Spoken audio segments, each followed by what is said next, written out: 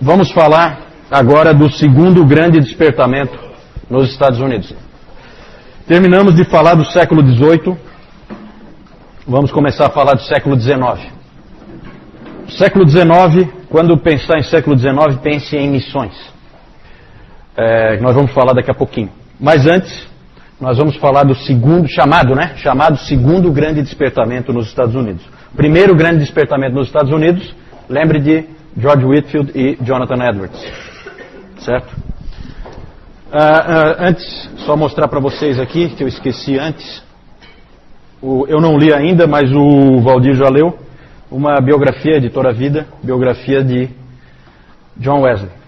Por mais que ele tenha tido erros doutrinários, foi um grande homem de Deus, foi usado por Deus, grande evangelista, alcançou muitas almas para a glória do Senhor. Segundo grande despertamento. Esse aí ele é importante, não tanto pelo que ele trouxe. Eu não gosto muito do que ele trouxe. O próprio Lloyd Jones, por que Lloyd Jones, que era do século XX, por que ele não dizia para ir para o século XIX? Porque não é o lugar certo para vocês. Você tem que dar um pulo aí. Vai para o século XVIII. O XIX, você tem as missões, isso é uma coisa importante, mas em termos de teologia e em termos de eclesiologia, realmente não é tão interessante. Mas é muito importante dar uma olhada, porque foi esse segundo grande despertamento que moldou o cristianismo americano e, por consequência, o cristianismo brasileiro, protestante. Certo? A gente fica falando dos Estados Unidos aí, não é porque a gente é colonial, mas é porque as igrejas protestantes, tirando a luterana, as igrejas protestantes no Brasil, todas elas vieram a partir de missionários americanos. Então a igreja americana é importante para nós, sim. Aqui o contexto do segundo grande despertamento é o contexto, primeiro, né? A coisa começa, o quadro em que o segundo grande despertamento ocorreu é o pós-guerra da Revolução da Independência dos Estados Unidos. Nessa época, depois da independência americana, quem é que sabe que ano que foi? 1776, né? É isso? 1776. Eles então ficaram independentes da Inglaterra. E houve guerra, né, entre ingleses e os americanos. E depois da Revolução, a situação das igrejas era a seguinte: cerca de 10 a 15% só da população era membro de igreja. É pouco. Para um país como os Estados Unidos é muito pouco. Mas no final do século XVIII começaram a pipocar avivamentos em várias regiões. Despertamentos. Aí o contexto também é do desbravamento do oeste, aquela coisa que a gente vê nos filmes. A expansão da fronteira. Porque os Estados Unidos começam ali na Nova Inglaterra, Nordeste, ali mostrei para vocês no domingo passado, na costa do Oceano Atlântico. Agora tem que entrar. E essa entrada vai sendo feita e com o avanço na fronteira, vão também junto pregadores. A igreja vai acompanhando. E nesse avanço na fronteira vão principalmente presbiterianos e metodistas. Só que os metodistas acabaram levando muito mais vantagem, ganharam muito mais terreno, porque eles não se preocupavam tanto como os presbiterianos com a formação dos seus pregadores, dos seus pastores.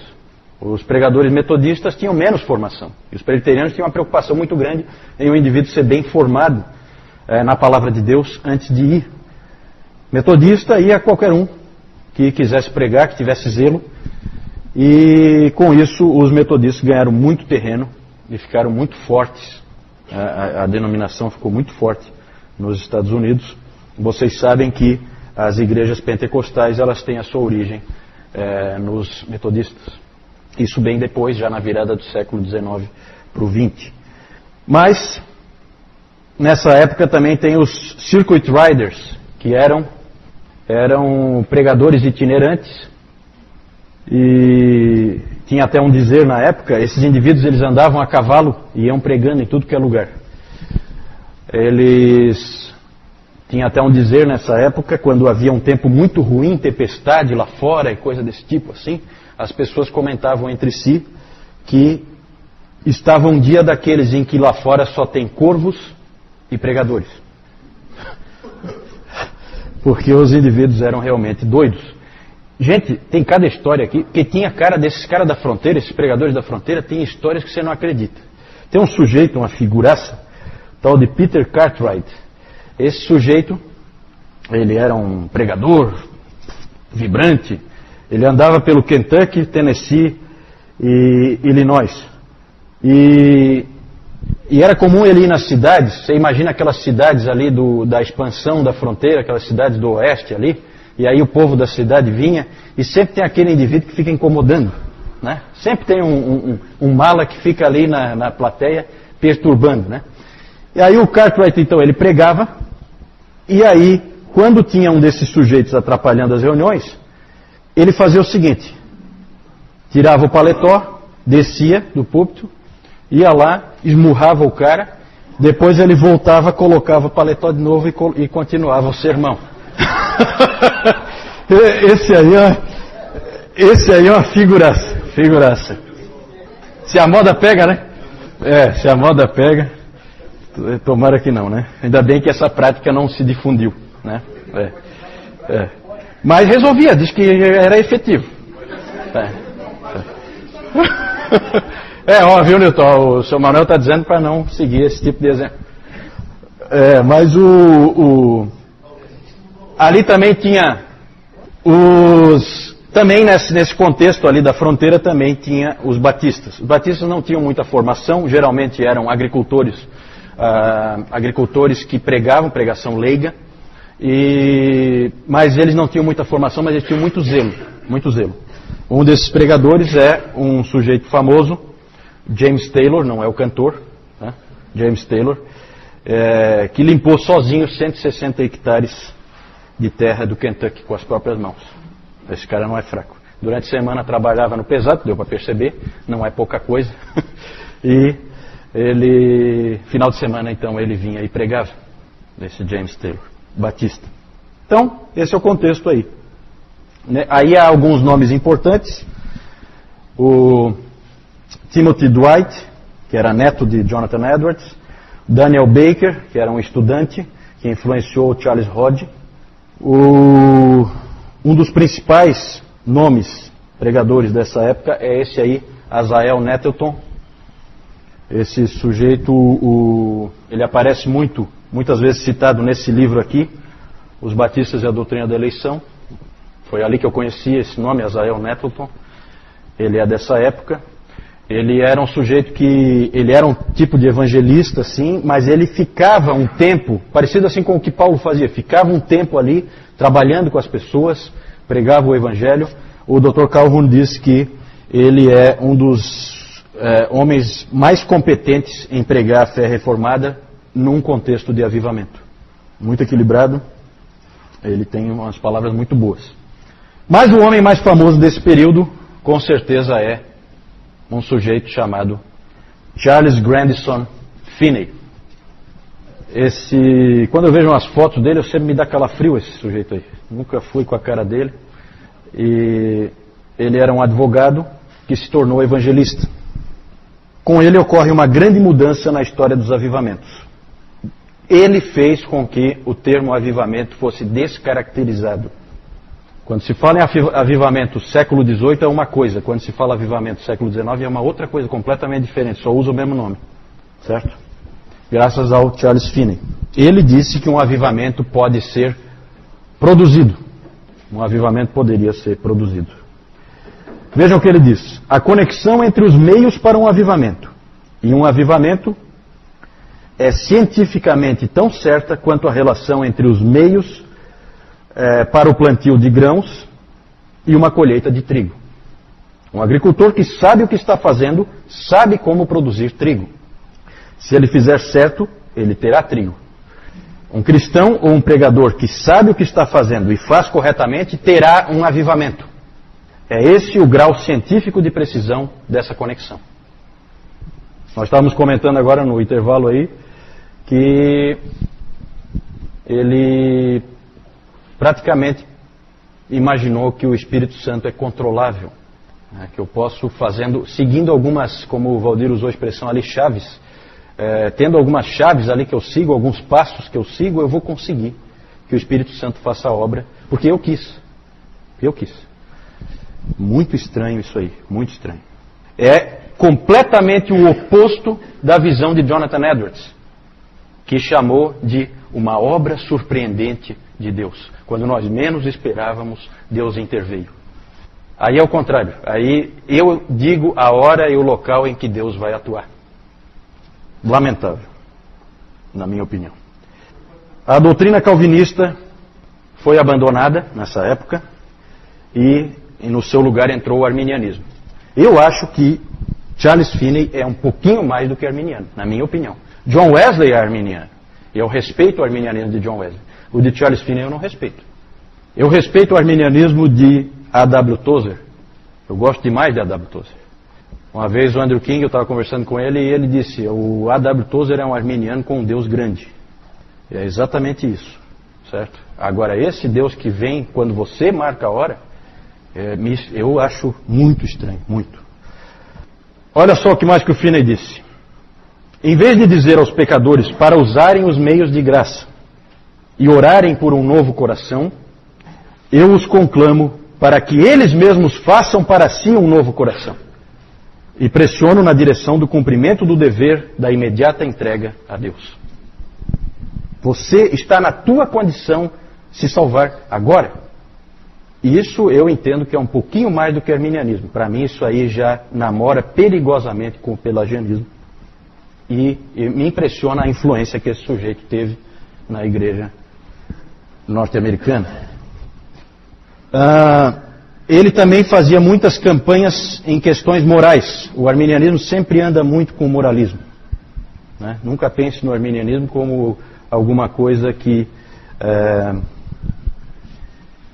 vá produzir cristãos descuidados ou alguma coisa assim. Muitas vezes é exatamente o contrário.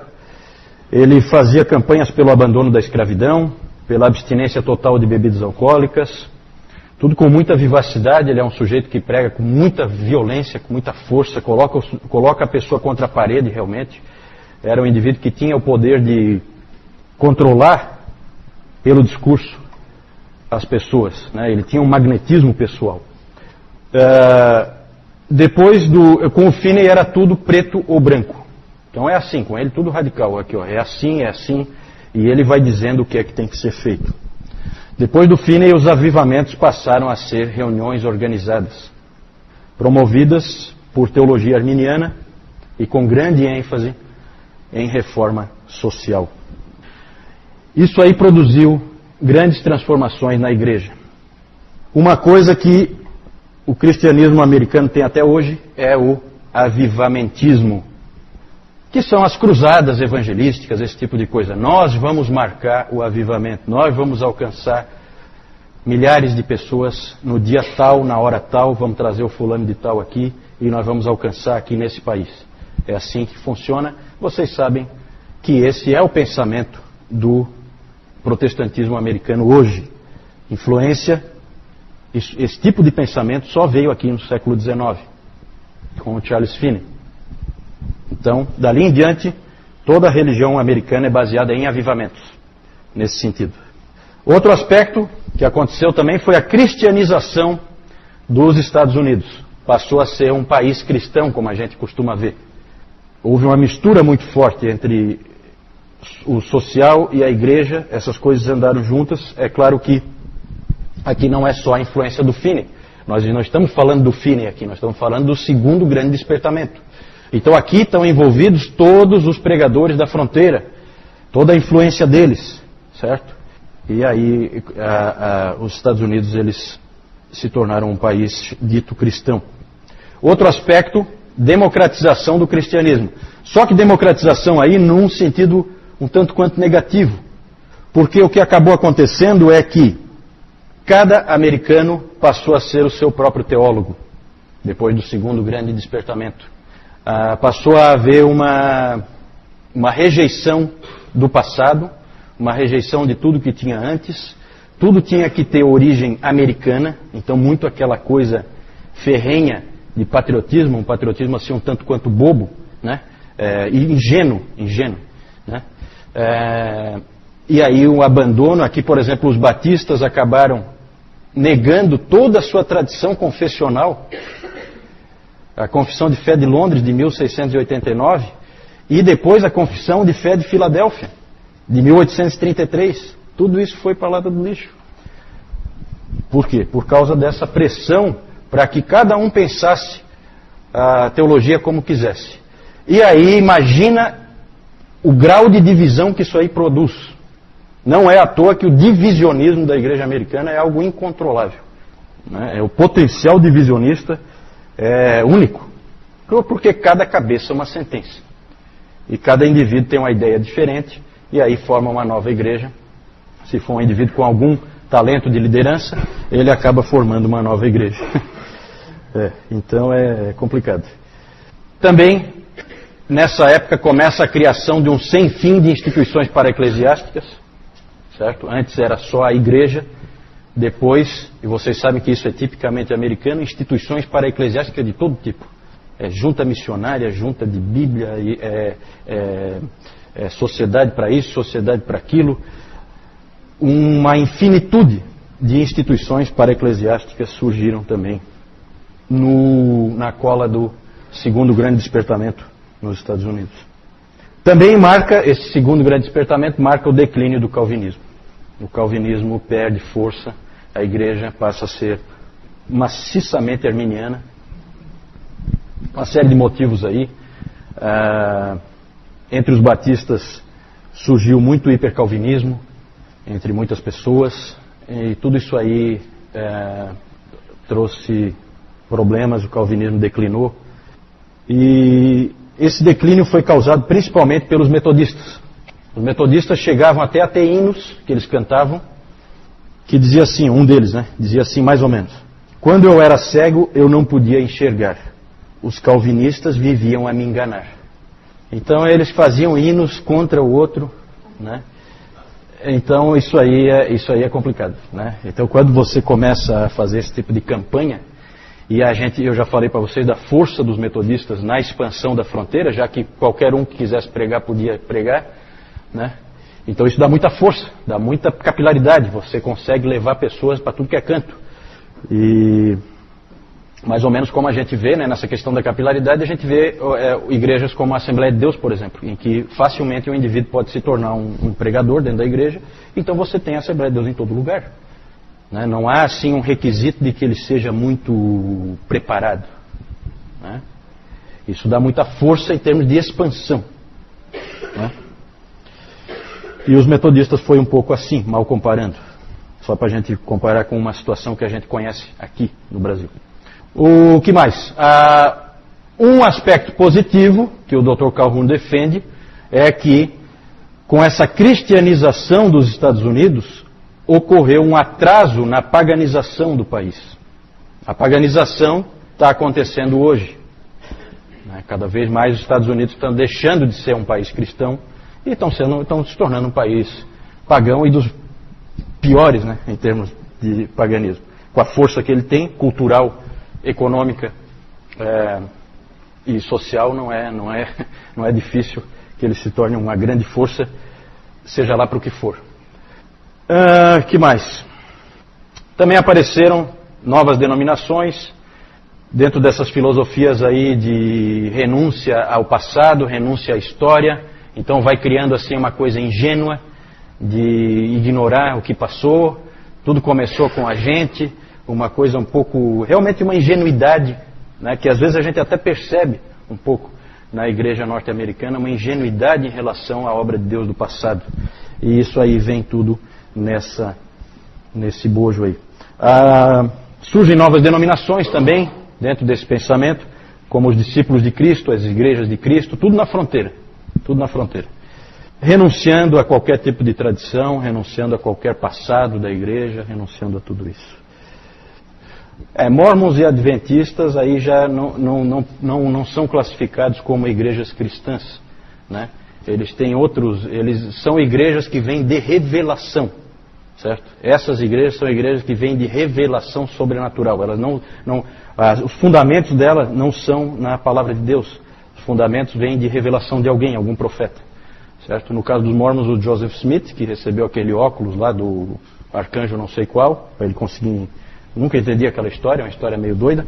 E no caso dos adventistas, a Ellen White, né? É a grande... Então essas igrejas são diferentes, né? A gente não pega aqui junto, porque daí, quando cai naquela situação assim, né? Se Deus falou, o que eu vou dizer? Né? Aquilo que o Moisés sempre disse, se Deus falou, acabou a conversa. Nos Estados Unidos, o caso dos adventistas, século XIX. O Joseph Smith, acho que é antes, né, Newton? Eu não sei, eu acho que é século XVIII ainda, né? A virada, eu acho. Aí teria que investigar, eu não... Testemunhas de Jeová, não sei. Não sei. Testemunhas de Jeová, não sei. Eu não sei nem qual é o marco deles, assim, para o início, né? No caso dos Mormons é bem claro, é o Joseph Smith, aquela revelação que ele recebeu e tal. E no caso dos adventistas também, a Ellen White. Então esses aí dá pra gente, é só descobrir lá quando é que a Ellen White nasceu e tal, e quando que ela morreu, você pega mais ou menos a época, né? Agora os testemunhos de Jeová, não sei, teria que investigar, não chequei isso aí. Vamos falar de uma coisa melhor. Isso aí eu não gostei muito, não. Esse Finney aí, ele... Olha só a cara dele. Tem uma foto dele mesmo. Eu não gosto dele, ele me causa arrepio. Tem. Não, tudo bem, mas ele me causa arrepio. Tem uma foto dele mesmo que, se tiver à noite assim na parede, eu tenho dificuldade de dormir.